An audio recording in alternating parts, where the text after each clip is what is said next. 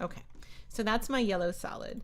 And now for number 5, make a purple square bounce across the screen, hit the floor at least twice, spin the square as it bounces, and make it change from a square to a circle over time.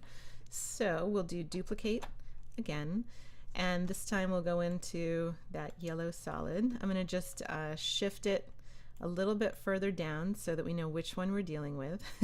And I can turn off the visibility of the other yellow square if I just want to see what's happening with mine, with my layer that I'm concentrating on.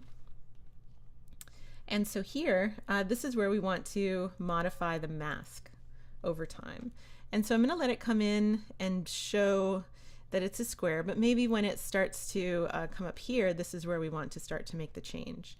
So if I click the time vary stopwatch for the mask and lock it into place here, that preserves it for the beginning there. If I come forward here, okay, so if I come here and if I click on the shape, you can see that it gives me my mask shape in the bounding box, and under shape I can say reset to, and I can choose ellipse or rectangle, so if it was one or the other. So we'll reset it to ellipse, we'll click OK, and then there's my perfect circle. So if we go back, you can see how it changes into a square in between those two keyframes. So we have the spinning square, and again it's going to chug along. But now what we have to do is we have to make this purple. So if I come into my if I jump onto my yellow solid, and if I go to layer and solid settings, I can change the color to purple.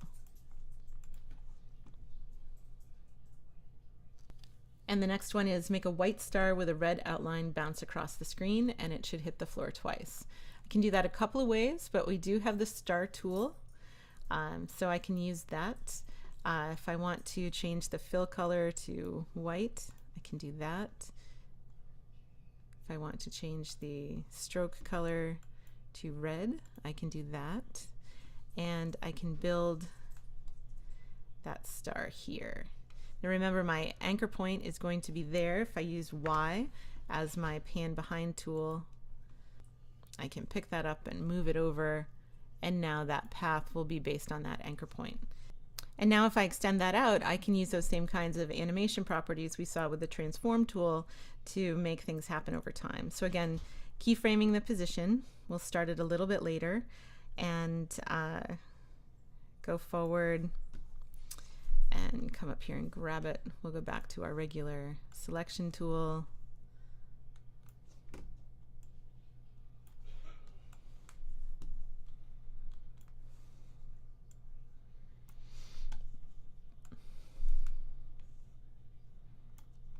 And we'll make it bounce a little bit faster.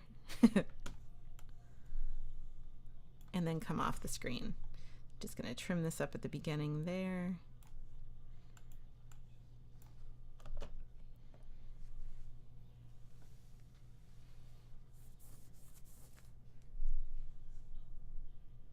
And so there we've got everything essentially moving across the screen in sections 1 through 6.